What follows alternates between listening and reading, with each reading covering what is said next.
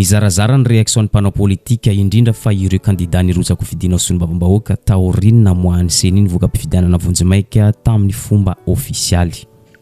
Ny an'ny filoha teo aloha Marika Ravalomanana dia zao.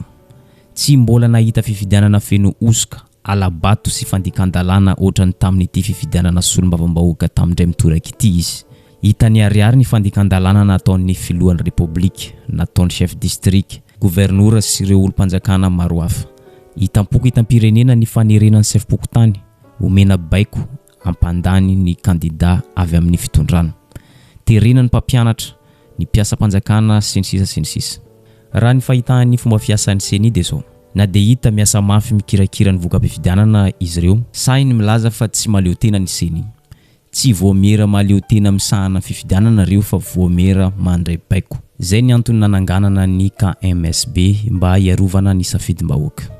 Akapobe izy tsy mbola nisy fifidianana feno osoka sy aratorany fandikan-dalàna satria tena gaga ny atota taratasy rehetra tonga sy ireo profo zay napetraka satria nameraka polety zay maly tamin'ny ACC loza na ny asa betonina reo senisy ndretrereo tsy manana ny indépendance izy ireo voavy nitsindry zao tenenina ty tsy maintsy rano ty tsy pitrapitra fotsiny zareo na mivandravandra fotsiny zareo manatona azy tsisy azony atao.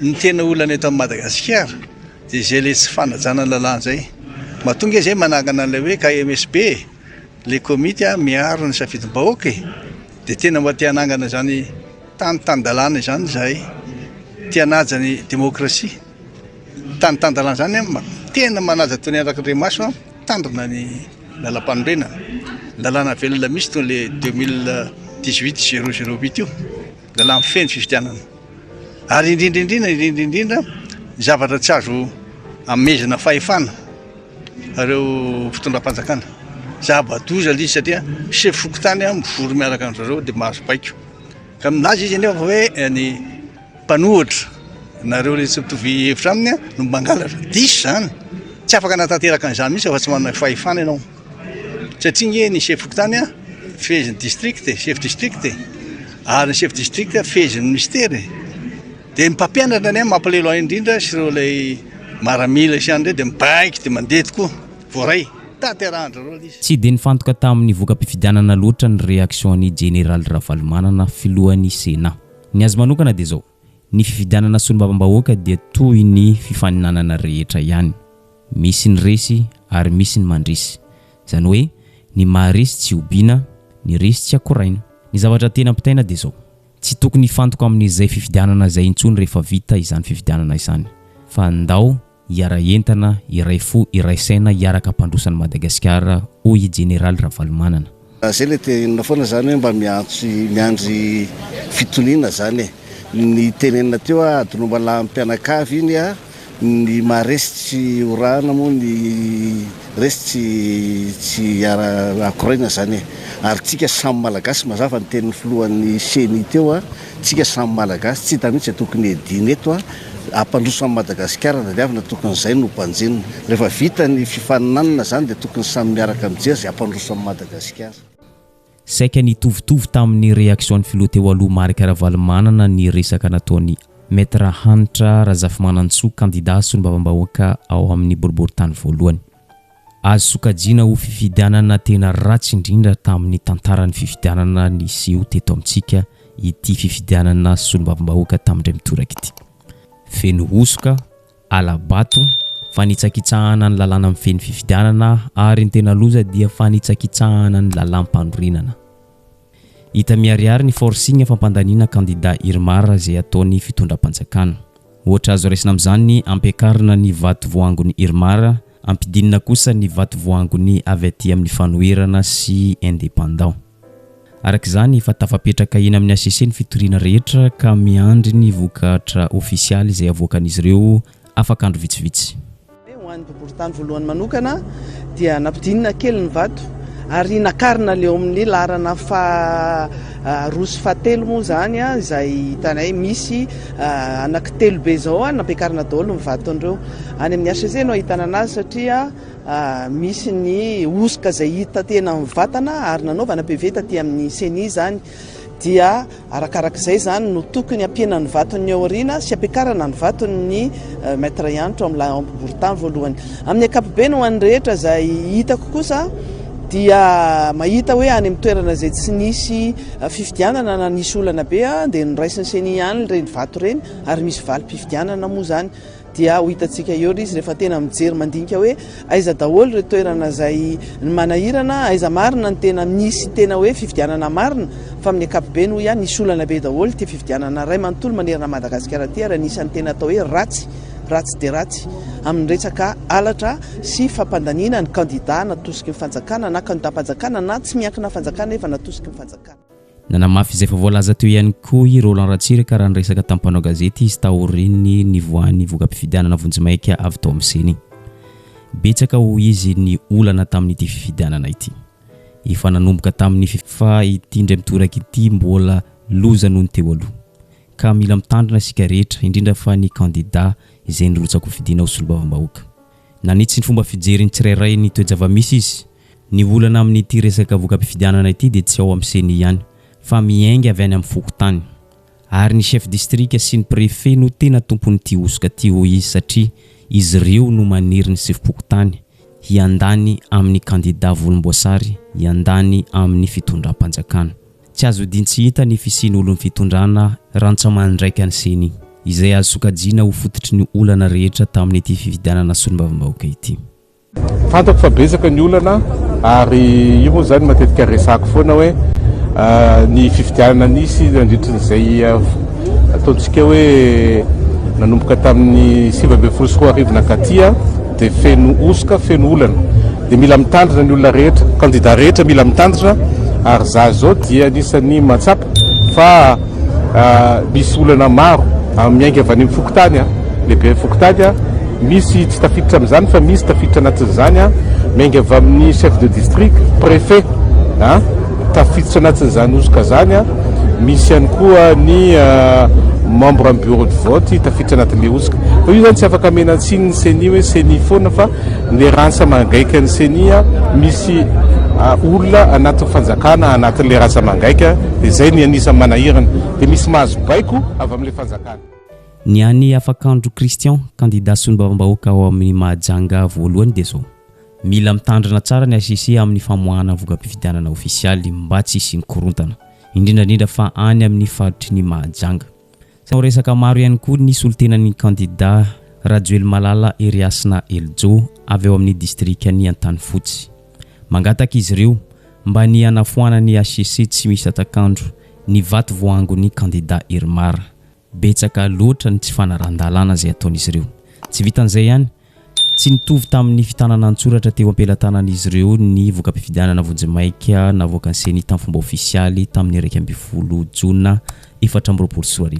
Ka noho izay zavatra izay dia nametraka fitoriana teny amin'ny ACC izy ireo anafoana ny vaton'ny kandida Irmar. Nangataka mihitsy izay ny anafoanana ny vokatra tao amin'ireo biro-pifidianan'ireo no tsy maharadalana ny fitanana an-tsoratra izay tonga teny anivon'ny seny sy ny ACC rehefa nanaovana fampitana. Vokatra navoakan'ny seny Omoaly izay nahitana an'izay tsy fitoviana miohatra amin'ny fitanana an-tsoratra teo am-pelatanana izay satria raha tokony ho 500 eo ny elanela-mbatonay sy ny kandida laharana fahadimy dia niena aty amin'ny 700 zany ka izany nahatonga anay nijery an'ireo tsy fanarahan-dalan'ireo ary nitondra ny fitorinana. Ny zavatra tianay atongavana dia izay vokatra avoaka ny fitsarana avy momba lalam-pandrenana izay no tena antoko ny filaminam-bahoaka satria rehefa ny vokatra izay avoaka ny fitsarana avy momba lalam-pandrenana no tsy mifanaraka amin'ny safidim-bahoaka. Misy ny tena fiarovana n'izany ataoko hoe ny lafiny maha-olona izany dia ny fanajana ny zon'ny olona, fanajana ny safidim-bahoaka ka ny zavatra nataonay dia tsy mitaky afa-tsy ny rariny izay ary tsy mitaky zavatra hafa izay fa ny tena isehony izay vokatra mifanaraka amin'ny safidim-bahoaka izay satria tsisy maniry-korotana ho iaho ka. Nanamafy ny izay efa voalazan'ireo solitenan'ireo i Rajoel Malala Eriasna Eljo, kandida solombavambahoaka ao amin'ny district ny Antanifotsy. Toy izao ny resaka nataony tampanao gazety rehefa avy nivoaka ny eno voka-pifidianana Vonjimaika izay navoaka ny seny tamin'ny 12 Jona 2024. Tsy dia tena afa-po tamin'ny voka-pifidianana navoaka ny seny izy. tsy mitovy ny PV teo am-pelantanana sy ny vokatra izay navoakan'izy ireo. Arak'izany efa nametraka fitoriana teny amin'ny ACC izy ireo fangatahana anafoanana ny bureau de vote tsy ara-dalàna nasisika ny vovonana Irmar. Nangatahana ihany koa ny anafoanana ny vato voangon'ny candidat ny fitondram-panjakana dia tsy iza zany fa candidat ny Irmar. Efa hitantsika teo ny solitenany avy teny amin'ny ACC nametraka an'izany fitoriana izany.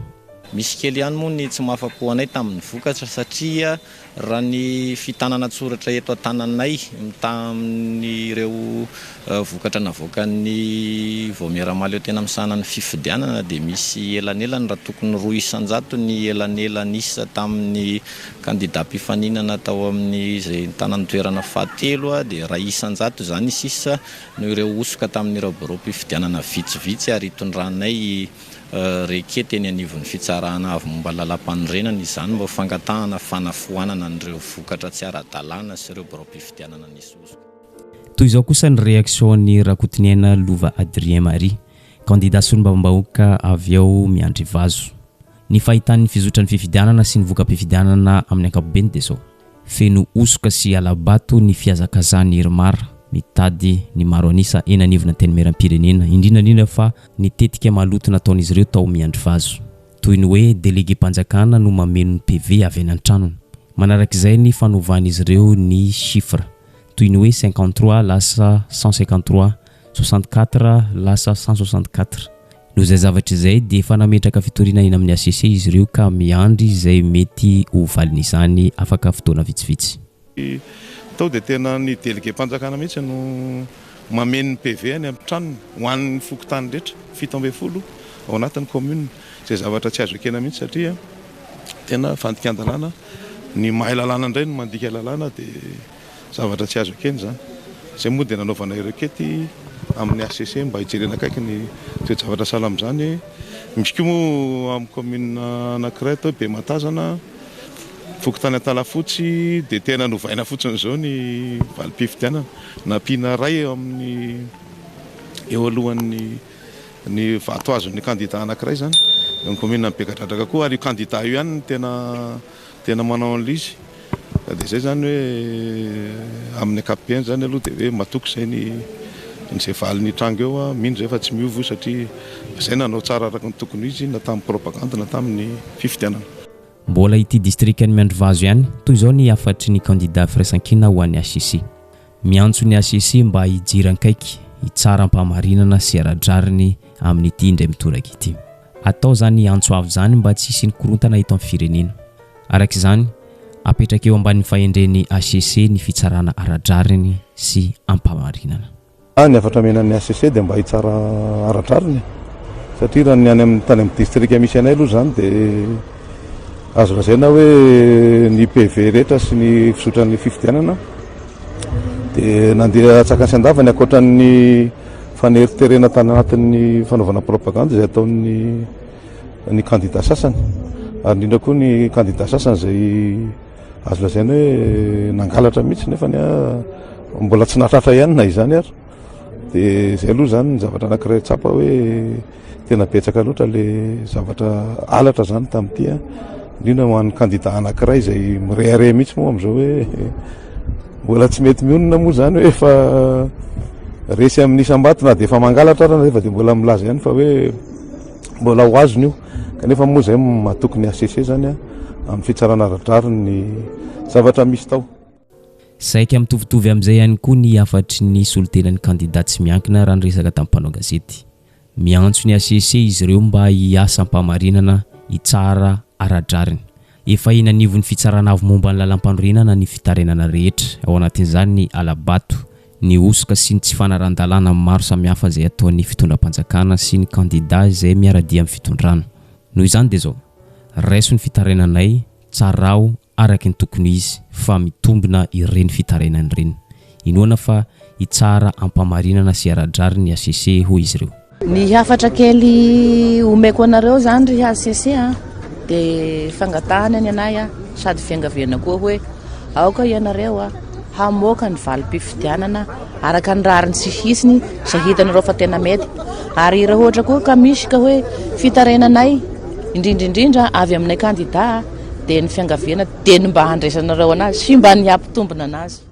Somary niavaka tamin'ny rehetra ny réaction ny Pety Rakotonerina, candidat solombavam-bahoaka avy ao amin'ny distrikany Kalamavony, sy candidat solombavam-bahoaka avy ao amin'ny distrikany Benenitra Célestin Razafindramasy ary candidat Adjadina distrikany Fanadina.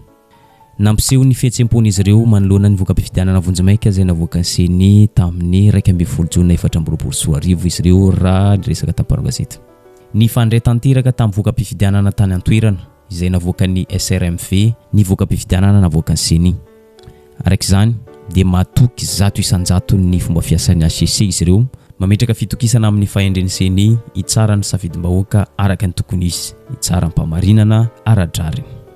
Araka izany hoy izy ireo dia miandry ny vokatra ofisialy izay avoaka ny fitsarana avombala lampandroenana ary manentana ny rehetra mba ho tony eo am-piandrasana izany.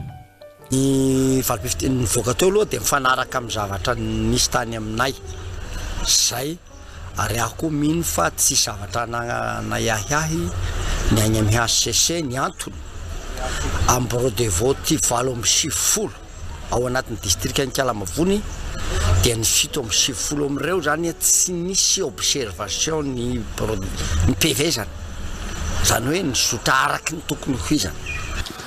Tsy nisy fiovany ny vokatra vonjimaika izay navoaka ny SRMV na ny sampana manokana mikirakira ny voka-pifidianana tao amin'ny distrikany Benenitra.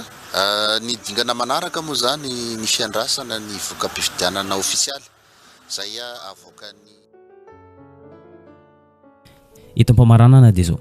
Raha nanaraka tsara ny fihetsempon'ireo mpanao politika manoloana ny famoahan'ny seny ny voka-pifidianana vonjimaika dia zao. Amin'ny ankapobeny dia saika nahita tsy fahatomombanana an'izany fifidianana izany ny tsirairay, ankoatran'ireo candidat indépendant izay pomba ny fitondrana.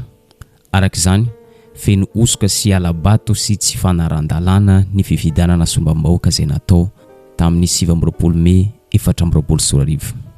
Araka ny fanovoisika teo dia efa nametraka fitarainana enanivon'ny HCC ny ankabetsahany candidat rehetra izay tratrany izany fanaovana osoka, alabato sy ny tsy fanaran-dalàna maro samihafa. Araka izany dia eny amin'ny HCC ny baolina ankehitriny ka miandry ny didy mpitsarana izay avoakan'izy ireo tsy ho ela. Noho izany ho arahantsika miandalana eo ny toin'ity toedrara ity, ary izay ihany koa mamarina ny videontsika androany, aza adino misabone sy manisy izay amin'ny videontsika amin'ny manaraka indray.